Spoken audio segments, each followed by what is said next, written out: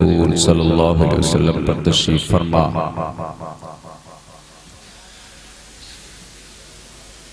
नक़ीब अहले सुन्नत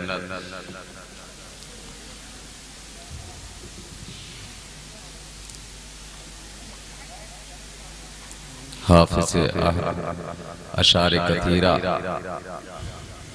मोहतरमुल मक़ाम इज़्ज़त माब आली जनाब दिलशाद रज़ा साहिब क़िबला शायर अहले सुन्नत हज़रत मौलाना मुफ्ती आमिर ज़फ़र साहिब क़िबला, शायर अहले सुन्नत जनाब मोहतरम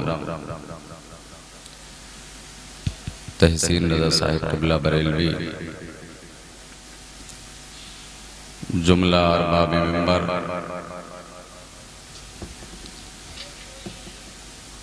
दरगाह आलिया जीलानिया के साहिब सज्जादा मोहतरमुल मक़ाम लायक सद एहतराम इज़्ज़त माब आली जनाब शाकिरदाद खान साहिब क़िबला जुमला मोहतरमुल मुअज़्ज़म सामाईन, अस्सलामु अलैकुम व रहमतुल्लाहि तआला व बरकातुहू।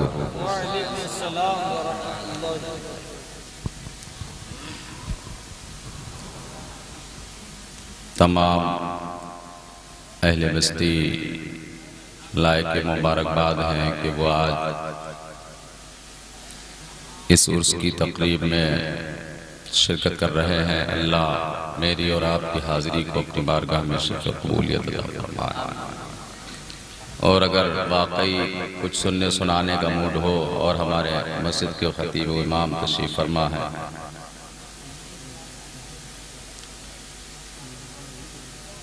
और ये आज का ये नूरानी जलसा हजरत की सरपरस्ती में अपनी तमाम तर कामयाबियों के साथ रवाऊं दवा, तो मैं बेहतर मुनासिब समझता हूँ कि जितनी देर बैठा जाए तो सुनने के मूड में ही बैठा जाए,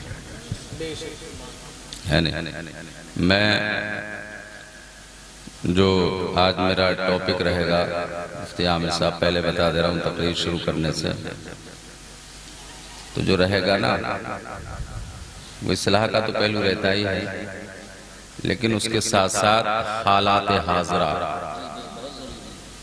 जिसकी ज़रूरत है, बस चंद बातें लेकिन दिल में नक्श करके ले जाए तो इंशाअल्लाह हमारा और आपका बेड़ा पार हो जाएगा। तो सुनेंगे ना, जो भाई अगर वाकई वो हम ही में से हैं तो इधर बैठे, वो चौकी पे बैठे हैं। ऐसा नशा चौकीदार का सवार हो गया है लोगों को, लोग चौकी नहीं छोड़ने, चौकीदार का इतना खतरनाक नशा सवार हो गया। देखा नहीं था एक ट्रेन चला था, मैं भी चौकीदार मैं भी चौकीदार। भाई आवाज पहुंचती हो तुम्ही से कह रहा हूँ, कुछ लोग बैठे हैं बड़ा अच्छे चेहरे हैं, अगर यहाँ आ जाएं तो और चार चांद लग जाएंगे, है ना। पता ये चलता है कि सुने, है ना, अब एक पता चलेगी खुशबू, है नहीं, जहाँ रोशनी हो तो रोशनी में आना हर कोई पसंद करता, तारीकी में कौन जाना पसंद करता। तो इसलिए ये जो चमक, ये दमक, ये रोशनी, ये लाइटिंग, ये सिस्टम, ये सब कुछ लगाया गया, ये साहिब मज़ार के उसकी तकरीब में लगाया गया, और जिन्होंने लगाया अल्लाह उनके घरों को, उनके दिलों को इसी तरह सजाया। बहरहाल अगर बुरा ना माने तो आगे बढ़ जाए, इधर को बढ़ जाए, सामने अच्छे लगेंगे। ज्यादा देर नहीं चाहिए, मैं इस चीज का कायल नहीं कि बहुत लंबी चौड़ी गुफ्तगू की जाए, भले ही मुख्तसर हो लेकिन कुछ काम की बातें हो जाए, वो काम आ जाए। बड़े बड़े खिताब तो सुनते रहते हैं, छोटी तकरीरें भी कभी सुन लिया करें, छोटी छोटी तकरीरें कभी सुन लिया करें। बहरहाल वो उधर बैठे हैं, उनके लिए स्पेशल नहीं ऑर्डर दूंगा, है नहीं, आप भी इन्हीं लोगों में शामिल हैं। ऊंचाई पे चढ़ने की बड़ा कोशिश कर रहा है मुसलमान, ऊंचाई पे चढ़ने की कोशिश कर रहा है, मगर पता ये उसे मालूम ही नहीं कि ऊंचाई पे चढ़ तो रहा, पीछे से टांग खींचने वाला पहले ही मौजूद है। तो इसलिए सुकून से बैठे, अब अगर इजाजत हो तो बात शुरू करें, क्योंकि है नहीं, आप लोग सुनेंगे तो सुनाया जाएगा। क्योंकि मैं देख रहा हूँ मेरा माहौल, मैं ये नहीं चाहता कि 4 घंटे या 2 घंटे, अगर 10 मिनट भी गुफ्तगू आपने सुन ली तो मेरा आना और ये साहिब मज़ार का उर्स मनाना हमारा रायगा नहीं जाएगा बल्कि कबूल हो जाएगा। बस अहद करके उठे कि आज से अपनी जिंदगी गुजारे तो इसके रसूल में गुजारे। अहद करके उठेंगे इंशाअल्लाह। बहरहाल अल्हम्दुलिल्लाहि रब्बिल आलमीन वल आक़िबतु लिल मुत्तक़ीन वस्सलातु वस्सलामु अला रसूलिहिल करीम अम्मा बअद फ़अऊज़ु बिल्लाहि मिनश शैतानिर रजीम बिस्मिल्लाहिर रहमानिर रहीम फ़इज़ा अज़म्त फ़तवक्कल अलल्लाह इन्नल्लाह युहिब्बुल मुतवक्किलीन। आमन्तु बिल्लाहि सदक़ल्लाहुल अज़ीम व बल्लगना रसूलुहुन नबियुल अमीनुल करीमुर रऊफ़ुर रहीम व नहनु अला ज़ालिका लमिनश शाहिदीन वश्शाकिरीन वल्हम्दुलिल्लाहि रब्बिल आलमीन। या इलाही रहम फरमा मुस्तफ़ा के वास्ते, या रसूल अल्लाह करम कीजिए खुदा के वास्ते, मुश्किलें हल कर शहे मुश्किल कुशा के वास्ते, करबलाएं रद शहीदे करबला के वास्ते, साया जुमला मशाइख या खुदा हम सब पर रहे, रहम फरमा आले रहमा मुस्तफ़ा के वास्ते। आइए हज़रात कुछ अर्ज़ो मारूज़ करने से क़ब्ल बालिहाना अक़ीदत व मोहब्बत के साथ अपनी और सारी कायनात के मरकज़ अक़ीदत जनाब अहमद मुज्तबा मुहम्मदुर रसूलुल्लाह रूह फ़िदा जानी कायनात अलतहियत व सना की बारगाह मुक़द्दसा में ग़ुलामी का सबूत पेश करते हुए बाआवाज़ बुलंद दुरूद पाक पढ़ें। अल्लाहुम्मा सल्लि अला सय्यिदिना व मौलाना मुहम्मद मादिनिल जूद वल करम वालैहिल किराम व बारिक वसल्लम सल्लु अलैहि सलातु वस्सलाम अलैका या रसूलल्लाह या नबी अल्लाह या हबीब अल्लाह सल्लल्लाहु अलैहि वसल्लम। आला हज़रत इमाम अहले सुन्नत फाज़िल बरेलवी रज़ियल्लाहु ताला अन्हु नबी की तारीफ बयान करते हैं कि हबीबी या रसूल अल्लाह, चमक तुझसे पाते हैं सब पाने वाले, चमक तुझसे पाते हैं सब पाने वाले, मेरा दिल भी चमका दे चमकाने वाले, और बरसता नहीं देख कर अब्र रहमत, बदों पर भी बरसा दे बरसाने वाले। और तू जिंदा है वल्लाह, तू जिंदा है वल्लाह, मेरे चश्मे आलम से छुप जाने वाले, और रहेगा यूं ही उनका चर्चा रहेगा, पड़े खाक हो जाए जल जाने वाले, और रज़ा नफ्स दुश्मन है दम में न आना, कहाँ तुमने देखे हैं चंद्राने वाले। और आला हजरत कहते हैं कि आज ले उनकी पन्हा, आज मदद मांग उनसे, फिर ना मानेंगे क़यामत में अगर मान गया, फिर ना मानेंगे क़यामत में अगर मान गया। और आला हजरत सरकार अकीदा देते हैं कि ऐ रज़ा हर काम का एक वक्त है, दिल को भी आराम हो ही जाएगा। ऐ रज़ा हर काम का एक वक्त है, दिल को भी आराम हो ही जाएगा। सुभान अल्लाह तो कह सकते हैं ना। आपने अभी आपने शायरी सुनी, ये भी शायरी है नहीं? आमिर जफर साहब शायरी करे या फिर और भी शोरा ने पढ़ा कोई भी शायरी करे, है नहीं?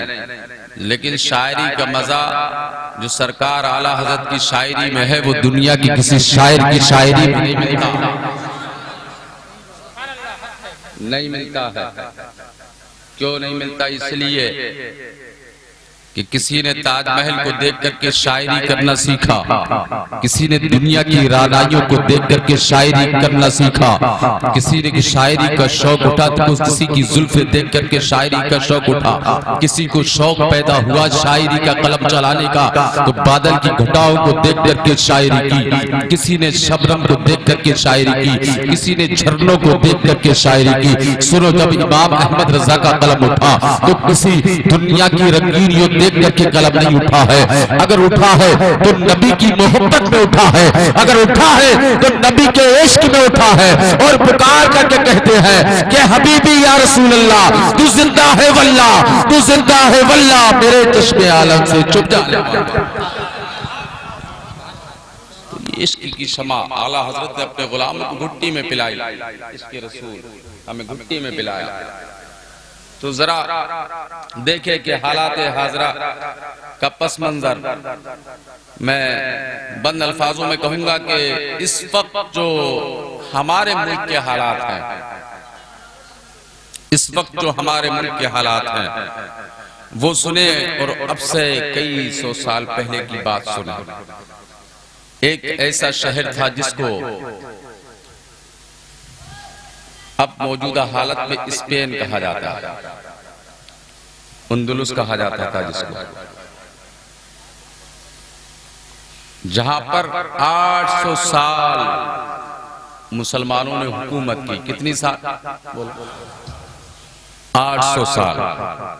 नौजवान तवज्जो रखे, कितनी? 800 साल हुकूमत मुसलमानों की रही। लेकिन अब ये 800 साल हुकूमत जो चलती रही, दुश्मनों के सीने दहलते रहे। उन्होंने कहा इसी फिराक में शब रोज उनके गुजरते गए कि किस तरह से मुसलमानों के इस मुल्क को, इस शहर को फतह किया जाए, जिस शहर को हजरत तारिक इब्ने ज़ियाद रज़ियल्लाहु ताला अन्हु ने फतह किया, जिसे हजरत मूसा बिन नसीर रज़ियल्लाहु ताला अन्हु ने फतह किया हो। उन शहरों को 800 साल मुस्लिम हुक्मरान रहे। जरा आप तवज्जो दे बात को, क्योंकि आपको जन्नत की बशारतें सुना दी जाएं तो अभी कूद कूद के नारा लगाएंगे, अभी खुश हो जाएंगे और सुबह को कहेंगे बहुत अच्छी तकरीर हुई थी, है नहीं? उन्होंने तो बता दिया था कि तुम ही जन्नती हो, नमाज पढ़ो या ना पढ़ो तुम ही जन्नती हो, रोजा रखो ना रखो तुम ही जन्नती हो, लोगों का माल हड़प कर लो तू ही जन्नती। कैसे जन्नती? अरे जन्नती होने के लिए जन्नती हो जैसे काम करना पड़ते हैं, काम करना पड़ते हैं जन्नती हो जैसे। और काम क्या कर रहा है ये हमें नहीं शुमार। 800 साल हुकूमत। कहते नहीं जब जिसकी कोई चीज छिनती है तो उससे दर्द कितना होता नहीं होता। जहां खून जानो माल की जहां कुर्बानियां पेश की गई, जहां ये रहा हो मशगला कि कश्तियां हमने जलाई हैं भरोसे पे तेरे। इमाम साहब कबला जरा मौलाना सईद साहब कबला, कश्तियां हमने जलाई हैं भरोसे पे तेरे।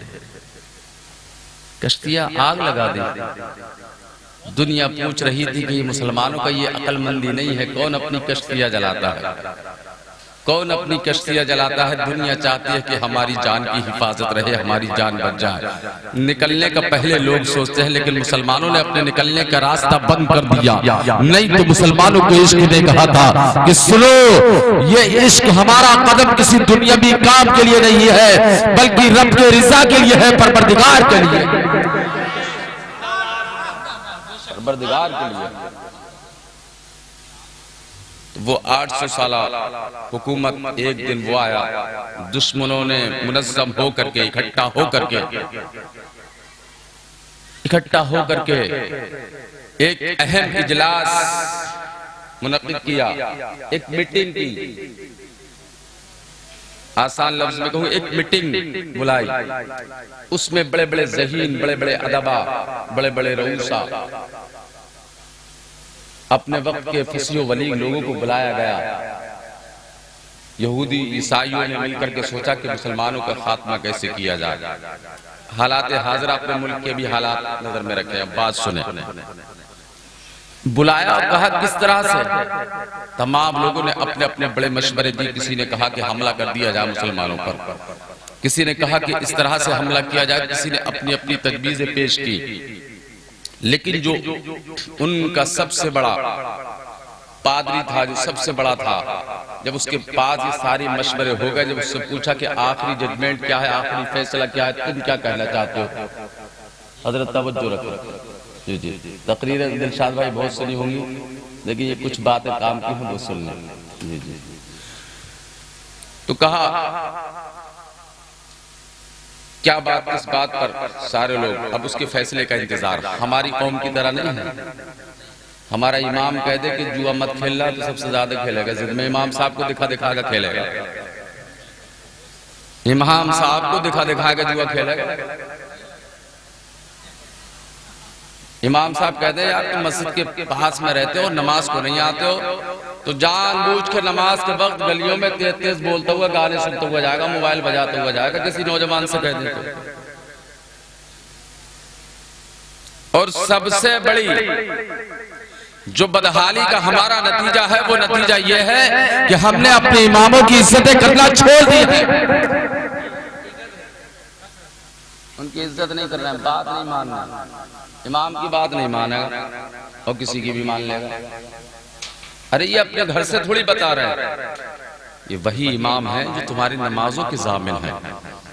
तुम क्या पढ़ रहे हो नहीं मालूम किसी को, इमाम के पीछे पढ़ रहे, तुम्हारे नमाजों की जमानत लेके मैदान महशर में गवाही देगा, मौला ये मेरे मुक्तदी है, इन्होंने मेरे पीछे नमाजें अदा की, ये मेरे मुक्तदी हैं। और हम नजरिए क्या, अरे इमाम साहब ऐसा नहीं करे तो धड़ी नहीं देंगे, ये नहीं करेगा। बहरहाल इस बात में नहीं जाना चाहता, बात लंबी हो जाएगी। बस कहने का मकसद ये है कि अपने खास कर उलमा की ताज़ीम करो, उनकी से इज्जत से पेश आओ, उनसे मोहब्बत करो। पैगाम ये है कि उनसे मोहब्बत करो। तो सुने, तो तजवीज़ पेश हुई, जो फैसला आखिर में सुनाया गया, वो फैसला सुने। कहा ऐसा किया जाए,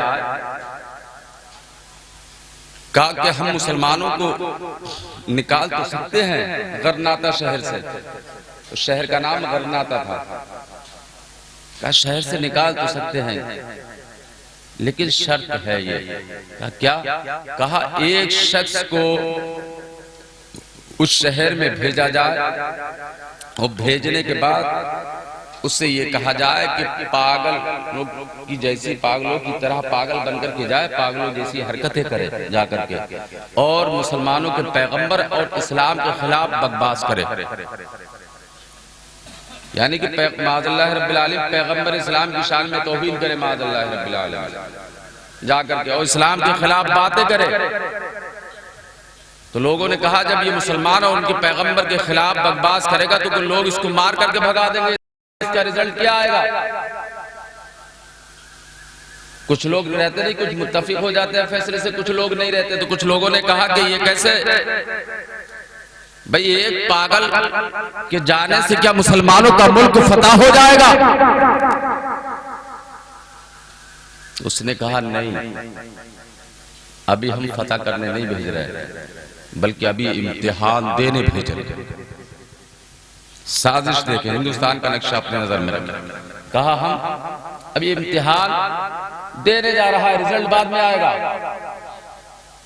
कुछ लोगों ने सोचा यार ये क्या बात, ये पागल बन करके जाएगा, लोग इसको भगा देंगे। और हुआ भी यही। जब वो गरनाता शहर में दाखिल हुआ और पहुंचा, और वहां पहुंचने के बाद गया, जैसे उसने इस्लाम के खिलाफ बातें शुरू की, मुसलमानों के खिलाफ बातें शुरू की, जैसे ही इसने गलाज़त बकी जाकर के वहां, तो मुसलमानों ने पकड़ा और मारकर शहर से बाहर निकाल दिया। अब ये वापस आ गया। लोगों ने कहा देखो, हमने कहा था कुछ हासिल नहीं होने वाला है। उसने कहा नहीं रुको, अब चंद साल इंतजार करना पड़ेगा, चंद साल इंतजार करना पड़ेगा। चंद साल के बाद उसको फिर भेजा गया। ये कोई कहानी नहीं सुना रहा हूं। अगर तुम्हारा दिल जाग गया ना, तो कसम खुदा की ये जलसा ही है उस कामयाब। तुम्हारा ज़मीर अगर जाग गया, तुमने अपने आप को पहचान लिया तुम कौन थे और क्या हो गए। ये हमारे सीने से मजहब की मोहब्बत, इस्लाम की मोहब्बत, नबी की मोहब्बत किस तरह से निकाली जाती है। अब चंद साल के बाद उसी शख्स को फिर पागल बना करके भेजा गया और जाकर के उसने वही हरकत की। अब मुसलमानों ने देखा, देख करके कहा ये तो वही पागल है जो कई बरस पहले आ चुका है। कहा इससे क्या नुकसान है? कहा इससे कोई नुकसान नहीं। अब वो नबी की तौहीन गलियों में करता जा रहा है, मुसलमानों के खिलाफ बकवास कर रहा है। मुसलमान सुन्नी की अनसुनी कर रहे हैं, हाथ में हाथ धर के बैठे हैं। कहा ये तो गुज़िश्ता साल पागल है, इससे कहने से कोई फायदा नहीं, निकल जा रहे, ना जाने कितने पागल कर रहे हैं। तो अगर किसी की शान में गुस्ताखी होती है अल्लाह उसके रसूल की बारगाह में, तो हम भी कहते हैं अरे रहने दो, उसका अकीदा उसके साथ, हमारे दिल में मोहब्बत है। अरे तेरे दिल में ये मोहब्बत नहीं है। अगर मोहब्बत देखना है तो एक शख्स से किसी ने कहा था तुम नबी के इतने बड़े आशिक हो, नबी के इतने चाहने वाले हो, तुम मदीना क्यों नहीं जाते हो? तो उसने कहा था कि जिस दुनिया में नबी की तौहीद हो, नबी को मुंह जाकर के क्या दिखाऊंगा। उस मर्दे कलंदर ने कहा था, हमारे पड़ोसी मुल्क का मर्दे कलंदर था, जिसने कहा था मैं अपने नबी की बारगाह में क्या मुंह लेकर के जाऊं कि या रसूलल्लाह तुम्हारी शान में मैं जिंदा हूं। हम जिंदा रहें और आपकी शान में गुस्ताखियां होती रहे, मैं नबी को क्या मुंह दिखाऊंगा। अल्लाह, जरा देखिए कि हमारा ज़मीर कितना मर चुका है। कहा ठीक है, वो जाकर के पूरा शहर घुमा, वापस आ गया। उन्होंने कहा, पूछा कि कैसा रहा सफर? कहा इस बार तो किसी ने टच भी नहीं किया, किसी ने कुछ नहीं कहा। तो अब उन्होंने अपने लोगों को बिठाला, मीटिंग की, कहा हमारा मकसद कामयाब हो गया। कहा कैसे कामयाब? कहा पिछली बार गया था तो हालात अलग थे, अब हालात जुदा है, अब हालात जुदा है। कहा इसकी क्या वजह? क्या वजह यह है कि उस वक्त मुसलमानों के सीने में इश्क़ रसूल की शमा रोशन थी, उनके दिल में गैरत ईमानी जिंदा थी। लेकिन आज हाल यह है कि उनके दिल में गैरत ईमानी जिंदा नहीं है। अब यही वक्त है उन पर हमला कर दिया जाए, यही वक्त है उन पर हमला कर दिया जाए। नहीं, जब से मुसलमानों पर आफतें आई हैं, वो दिन जो मुसलमानों के आफतों का शुरू हुआ है, वो दिन हमारे यहाँ भी वही दिन है जिस दिन तौहीन रिसालत इस सरजमीन पर की गई। अल्लाह, लेकिन वो खुशफहमी में ना रहे, वो खुशफहमी में ना रहे, इस खुशफहमी में ना रहे लोग कि अगर घर हमारे उजड़ रहे हैं ना तो तुम्हारे भी उजड़ेंगे इंशाअल्लाह। बोलो, तुम्हारे भी उजड़ेंगे। क्योंकि सुने, वक्त के यजीदों से कह दो कि जब उस वक्त 22,000 यजीदी मिलकर के 22,000 यजीदी मिलकर के, जरा आप देखें 1400 बरस पुराना जमाना देखे कि 22,000 यजीदी मिलकर के जब हुसैन को ना मिटा सके, तो आज का भी यजीदियत, आज की यजीदियत हुसैन को नहीं मिटा सकती है, नहीं मिटा सकती है। इसलिए बस अकीदा ये हो, फैज़ा अज़म का फतवक्कल अल्लाह। तुम्हारा रब कहता है, रब फरमाता है, जब तुम किसी बात का इरादा करो तो रब पर मुकम्मल भरोसा करो। बोलो सुभान अल्लाह, रब पर मुकम्मल भरोसा करो। तो ये इश्क ही की तो बदौलत है तुम जिंदा हो। नबी का इश्क ही तो है कि तुम्हारे रगों में खून बढ़ बढ़ के दौड़ रहा। और नबी के आशिक, हाल ये है कि अगर मैं एक बात और कहूं, अगर मैं ये कहूं कि क्या अगर किसी के जरिए अगर इस्लाम को नुकसान पहुंचता हो, क्या वो मुसलमान हो? क्या कोई मुसलमान दीन को नुकसान पहुंचा सकता? नहीं पहुंचा सकता, नहीं पहुंचा सकता ना।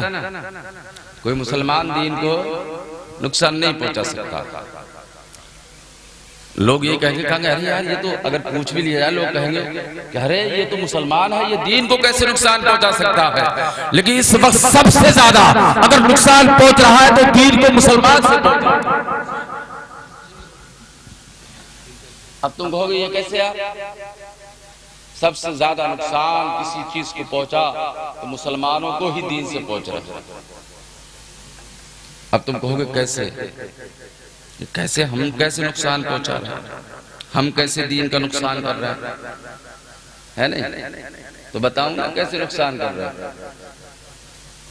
अब से पहले जमाना देखिए आप, अपने नहीं गैरों का यकीन था। नबी करीम सल्लल्लाहु अलैहि वसल्लम की बारगाह में एक यहूदी अपना मुकदमा लेकर के आया। हजरत एक मुकदमा लेकर के आया नबी की बारगाह में। तवज्जो इधर रखें, नबी की बारगाह में अपना मुकदमा लेकर के आया और आने के बाद यहूदी और मुसलमान का मामला था, यहूदी और मुसलमान का मामला था। मुसलमानों के पैगंबर के पास आया, आका करीम ने फैसला कर दिया। फैसला गया यहूदी के हक में, फैसला गया यहूदी के हक में। जरा देखे आज तारीख में जो देखे गैर भी जब पढ़ते हैं कि देखो हमारा मजहब वो है जो किसी शख्सियत या किसी को वो नहीं देखता, ये नहीं देखता ये हमारा है ये गैर है। हमारा मजहब ये नहीं देखता कि अपना है या गैर है, बल्कि मजहब की तालीम तो ये है अपना हो या गैर हो, अगर इंसाफ की बात होगी तो फैसला बराबर का होगा।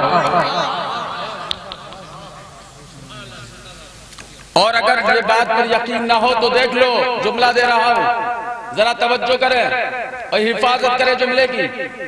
अगर कोई ये ना माने तो सुन ले, जिस जो ये ना माने तो सुन ले, जो अल्लाह के वली है बगैर भेदभाव के सबकी मदद कर रहे हैं कि नहीं कर रहे हैं? बोले बोले,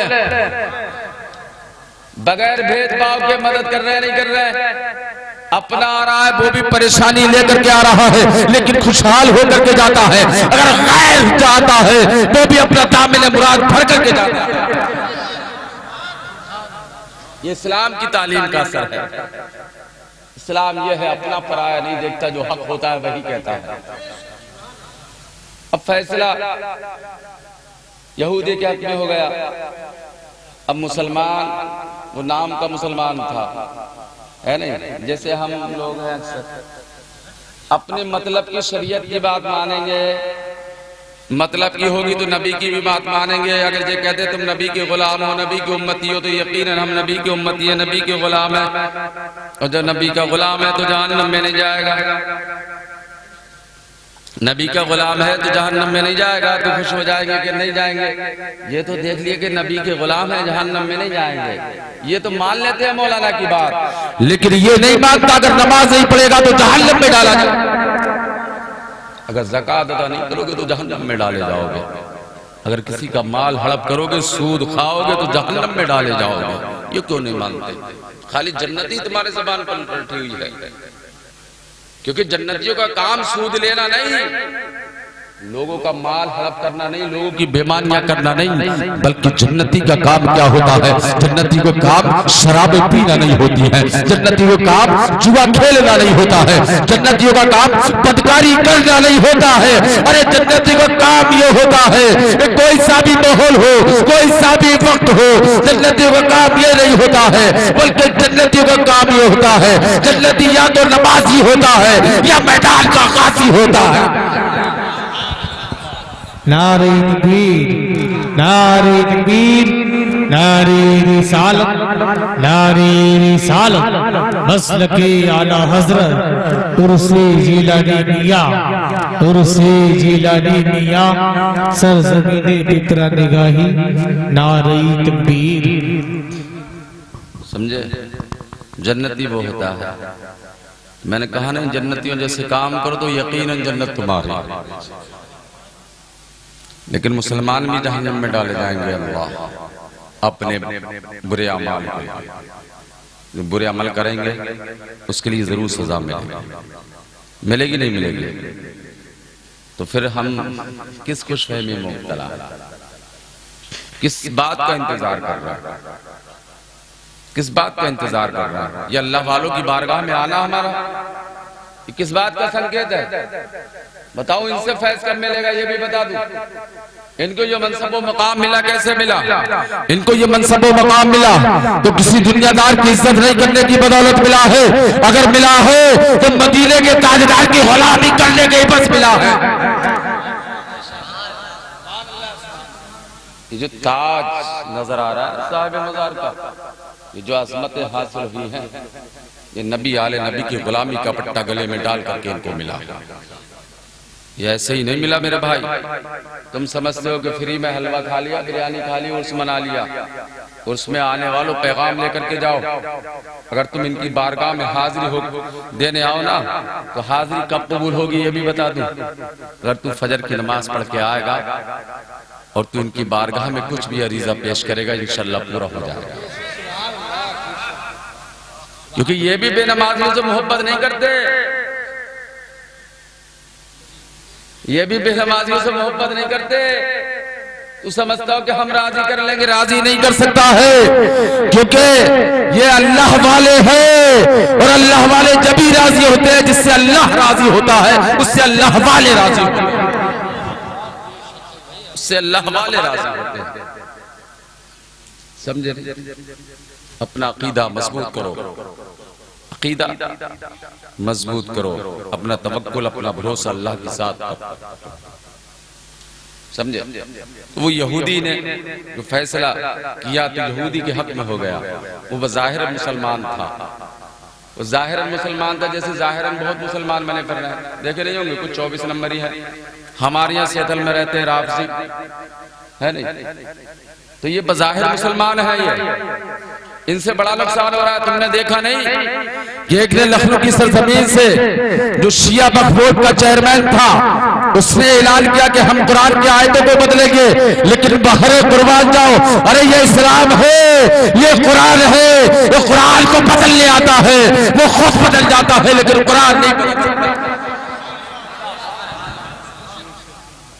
उसकी हकीकत भी पता चल गई, कम बखत की उसकी हकीकत भी पता चल गई।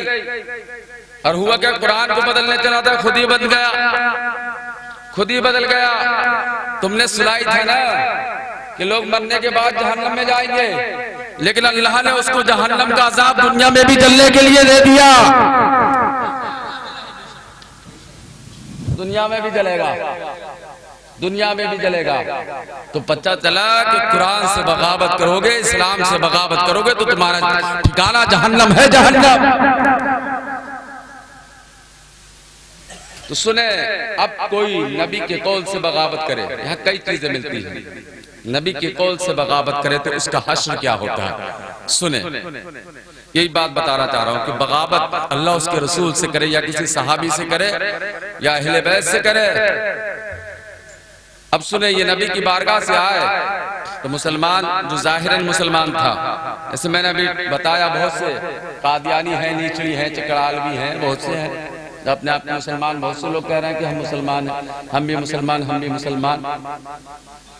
करबला में भी कहा था कुछ लोगों ने हम भी मुसलमान, करबला में भी कह रहे थे हम भी मुसलमान हैं, हुसैन आ जाइए हम भी मुसलमान हैं, आपके नाना जान का कलमा पढ़ने वाले हम मुसलमान हैं, हम पे एतबार कर लो, आ जाओ। लेकिन जब हुसैन आए तो उन्होंने क्या किया, कूफियों ने, दुनिया जानती है कूफियों ने क्या किया, वो भी मुसलमान होने का ढोंग रचा रहे थे। इधर भी ये यहूदी के साथ था, इन्होंने सोचा मेरे हक में फैसला हो जाएगा, यहूदी के हक में हुआ तो सोचा चलो हजरत उमर के पास चलते हैं, वो तो काफिरों में बहुत सख्त है। अस्सलातु वस्सलामु अलैका या रसूलुल्लाह सल्लल्लाहु अलैहि वसल्लम, कहा चलो उमर के पास चलते हैं।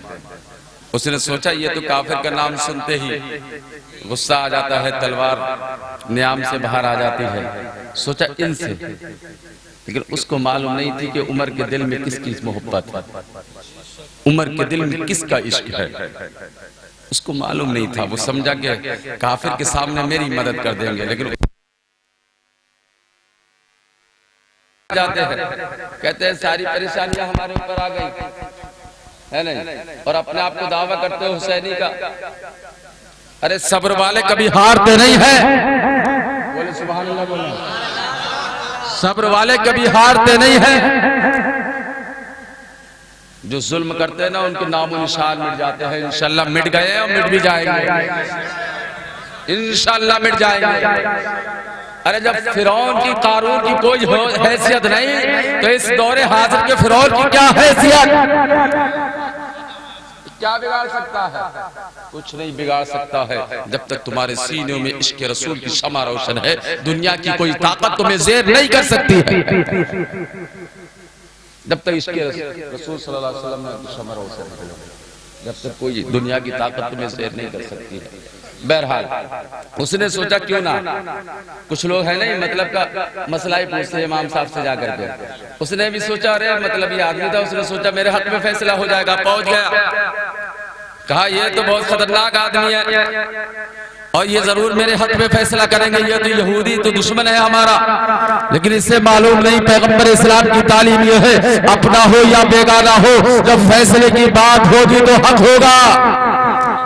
जो जिसका हक है उसे दिया जाएगा, जो जिसका हक है उस तक पहुंचेगा। अभी उमर फारूक आजम की बारगाह में पहुंच गए अपने मामले को लेकर के, पूरी बात सुनाई, कहा हुजूर ऐसा ऐसा मसला है, हमारा फैसला कर दीजिएगा। तो यहूदी ने कोई बात नहीं की, बस ने कहा हुजूर फैसला करने से पहले मेरी थोड़ी सी बात सुन लीजिए। कहा क्या हुजूर, इससे पहले भी हम आपके नबी सल्लल्लाहु अलैहि वसल्लम की बारगाह में जा चुके हैं, उन्होंने फैसला मेरे हक में कर दिया। हज़रत उमर ने कहा ठहर जाओ जरा सुने, कहा ठहर जाओ। अंदर जाकर के तलवार निकाल करके लाए, उसका सर तन से जुदा कर दिया। अब मतलब क्या था, दुनिया कह रही थी उमर ने क्या कर दिया है, नहीं बल्कि उमर ने यह अकीदा दिया था कि सुनो, जो नहीं तस्लीम करता फैसला सरकार का, उसकी गर्दन पे उड़ा देती है तलवार उमर। अरे जो नहीं तस्लीम करता फैसला सरकार, उसकी गर्दन को उड़ा देती है तलवार उमर। अरे जो नबी का नहीं वो हमारा कैसे हो सकता, जो नबी का नहीं वो हमारा नहीं हो सकता, और जो नबी का होगा वही हमारा होगा। अकीदा लेकर के जाओ। इन्होंने नबी की गुलामी का पट्टा डाला, इसलिए ये अल्लाह के रसूल के, अल्लाह उसके रसूल के महबूब बंदे हैं। और ये उसी गुलामी की वजह है कि आज हम लोग इनके दर पे आए हुए हैं भीख मांगने के लिए, अपने दामन उम्मीद लेकर के आया है कि साहिब मज़ार अल्लाह के रसूल का सदका अता कर दो, नबी का सदका अता कर दो। वही सदका लेने के लिए आ रहे हैं, और सुबह क़यामत तक इनके मज़ार पर लोग आते रहेंगे, इसलिए आते रहेंगे। अगर तुम भी नबी का सच्चा गुलामी का पट्टा अपने गले में डाल लो, अपने किरदार और गुफ्तार को मुसलमानी बना लो, तो इंशाअल्लाह तुम्हारी जिंदगी कामयाब हो जाएगी। कामयाबी तुम्हारे कदम कीमते हुए नजर आएगी। तमाम दुनिया यही कहेगी, अरे जब से 1400 बरस पहले का जमाना है, लोग देखते हैं कहते हैं कि देखो, अगर तुमने किसी को, किसी नौजवान को देखा है, अगर किसी हसीन और जमील को देखा है, अगर किसी नेक सूरत इंसान को देखना है, अगर किसी बाखलाक को देखना है, तो अब्दुल्लाह के शहजादे जनाब मोहम्मद रसूलुल्लाह को देख ले। कहा जो उस वक्त वो लोग काफिर है, ईमान वाले नहीं है, लेकिन अपने बच्चों को तबलीग दे रहे हैं, तबलीग कर रहे हैं, तंबीह कर रहे हैं, मुतनब्बे कर रहे हैं। ऐ बच्चों, अब्दुल्लाह जैसे शहजादे की सोहबत इख्तियार कर लो। हमने पूछा किस लिए, ये तुम हुक्म दे रहे हो? और उन्होंने कहा था कि हम इसलिए अपने बच्चों को दे रहे हैं, हमने नौजवान बहुत देखे हैं, हमने बच्चे बहुत देखे हैं, लेकिन अब्दुल्लाह जैसा शहजादा किसी का शहजादा नहीं देखा, कोई ऐसा शहजादा नहीं देखा है। तो तुम्हारे नबी से बढ़कर के कौन हो सकता है? बोलो बोलो, झूम कर बोलो। बात खत्म कर रहा हूँ, है नहीं आमिर भाई, बात खत्म कर। तुम्हारे नबी से बढ़कर के कौन हो सकता है? हो सकता है? आवाज से बोले, बात खत्म करो, बोले बोले, नहीं हो सकता ना। और एक बात आखिर में कह रहा हूँ, जितनी देर हम कहते हैं ना कि मुफ्ती साहब दुआएं करते हैं, कि आलिम साहब दुआएं कर दें, काश हम इतनी देर रब की बारगाह में तन्हाई में बैठकर गिरिया जारी कर लें, 2 रकात नफिल नमाज पढ़ के दुआ कर लें। वो काम हमारा जो एक मुद्दत से नहीं होगा, एक लम्हे में हल हो जाएगा, एक लम्हे में हल हो जाएगा। लोगों के सामने रोना छोड़ दो, लोगों के सामने मत रो, रोना है तो अपने परवरदिगार के सामने जाकर के रो। तुम्हारा एक आंसू अगर खौफ इलाही में आंख से बह गया, तुम्हारे लिए वही जरिया निजात हो जाएगा। क्योंकि आपको मालूम है क्या रब चाहता है कि उसके बंदे परेशान रहें? हरगिज़ नहीं। क्योंकि माँ जो है, माँ ना, क्या किसी की वालिदा ये चाहेगी, वालिदैन चाहेंगे उनकी औलाद परेशान रहे? माँ चाहेगी? नहीं चाहेगी। पूरी पूरी रात जाग करके माँ काट देती है अपनी जिंदगी। महीनों महीनों बच्चों को तकलीफ हो तो सोती नहीं है, माँ सीने पर निटाल करके रखती है और पूरी रात अपनी नींदें कुर्बान कर देती है। इस वजह से ये माँ की ममता है, माँ की ममता है। इस वजह से माँ अगर कोई खरेज भी लग जाए बच्चों को, तो तकलीफ माँ को होती है, इसलिए कि माँ को ममता है, बच्चे से मोहब्बत है। तो फिर माँओं से ज्यादा 70 गुना जायद तो मेरा रब मोहब्बत करने वाला है अपने बंदे से। तो बताओ उस रब की मोहब्बतों का आलम क्या है? तो इसलिए हमें चाहिए कि हम सही मानों में जहां हम दुनिया को राजी करने के चक्कर में लगे हैं, एक राजी करते हैं तो एक छूट जाता है। आखिरी पैगाम यहाँ के लोगों के नाम, पिपरा निगाही के लोगों के नाम, आखिरी पैगाम। जिंदगी रही फिर कभी इंशाल्लाह मुलाकात होगी, या आखिरी पैगाम सुन ले कि हम इसको राजी करने के, भाई भाई को राजी, कोई किसी को राजी करने के चक्कर में है तो पता चला एक को नाराज किया तो दूसरा बिगड़ गया, दूसरा नाराज होता है तो तीसरा नहीं हत्या आता है। सबको राजी करने के चक्कर में जिंदगी गुजर जाती है, लेकिन जिन्हें हम राजी करना चाहते हैं वो राजी नहीं हो पाते हैं। इरशाद अजहरी का ये जुमला अपने ज़हन में बिठा करके ले जाओ और इंशाल्लाह यकीनन तुम्हें एक दूसरे को राजी करना नहीं पड़ेगा, बल्कि इसकी नाराजगी उसकी नाराजगी का सबब झेलना नहीं पड़ेगा, बल्कि सबको राजी करने की कोशिश ना कर। जब तू अपने रब को राजी कर लेगा तो सब खुद ब खुद इंशाल्लाह राजी। ऐ रज़ा हर काम का एक वक्त है, दिल को भी आराम हो ही जाएगा, दिल को भी आराम हो ही जाएगा। ऐ रज़ा हर काम का एक वक्त है। अल्लाह की ज़ात पर मुकम्मल यकीन रखो, मुकम्मल तवक्कुल रखो, इंशाअल्लाह कामयाबी तुम्हारे कदम चूमते हुए नजर आएगी। आज ये उस जिलानी मियाँ में आने वाले तमाम ज़ायरीन और तमाम सामीन और सामियात ये अहद करके जाओ कि अगर अभी तक हम अगर नमाज नहीं अदा करते थे तो साहिब मज़ार को गवाह बनाए, दिल में तौबा करें कि मौला अल्लाह के वली के वसीले से हमें नमाजी बना दे। मौला अगर हम बुरा काम करते हैं तो अल्लाह के वली के वसीले से हमारे बुरे काम से छुटकारा अता फरमा दे। ये दुआएं लेकर के आओ, तुम यहाँ तक आ भी नहीं पाओगे, घर से सोच करके चलोगे, ये तुम्हारी दुआएं जो है कबूल फरमा लेंगे, तुम्हारी दुआएं पूरी हो जाएंगी इंशाअल्लाह। लेकिन इनकी बारगाह में भी आओ तो नेक बन करके आओ, नेक बन करके आओ। अल्लाह हमें हिदायत अता फरमाए, मुझे और आपको शरीयत मुताहरा पर चलने की तौफीक अता फरमाए। आज ले उनकी पनाह, आज मदद मांग उनसे, फिर ना मानेंगे क़यामत में अगर मान गया, फिर ना मानेंगे क़यामत में अगर मान गया। कुफ्र मुनकिर ये बड़ा जोश तासुब आखिर भीड़ में हाथ से कम वक्त के ईमान गया।